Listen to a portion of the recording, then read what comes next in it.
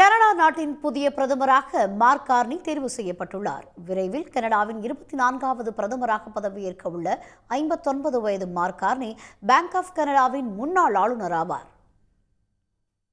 உட்கட்சி பிரச்சினை காரணமாக கனடா பிரதமர் பதவியை ஜஸ்டின் ட்ரூடோ கடந்த ஜனவரி 7ஆம் தேதி ராஜினாமா செய்தார். இதையடுத்து லிபரல் கட்சியின் புதிய தலைவர் மற்றும் பிரதமரை தேர்வு செய்வதற்கான உட்கட்சி தேர்தல் நடைபெற்றது. லிபரல் கட்சி தலைமைக்கான போட்டியில் மார்க் கார்னி 1,31,674 வாக்குகளை பெற்று வாகை சூடினார்.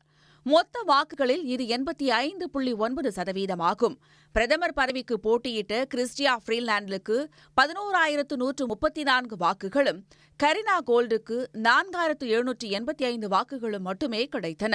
இதையடுத்து விரைவில் கனடாவின் 24வது பிரதமராக மார்க் கார்னி பதவியேற்க இருக்கிறார். பிரதமராக தேர்வு பெற்ற பின் பேசிய மார்க் கார்னி, கனடா ஒருபோதும் அமெரிக்காவின் ஒரு பகுதியாக மாறாது என சூளுரைத்தார். அமெரிக்க அதிபர் டொனால்டு டிரம்ப் கனடாவின் பொருளாதாரத்தை பலவீனப்படுத்த தீவிர முயற்சி எடுத்து வருவதாகவும் அவரது எண்ணம் நிறைவேற துளியும் வாய்ப்பு இல்லை என்றும் மார்க் கார்னி கூறினார்.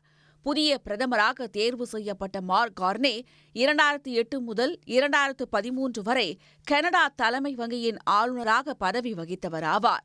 கனடாவின் நிதி மேலாண் வாரியத்தின் தலைவராகவும் அவர் பணியாற்றியுள்ளார்.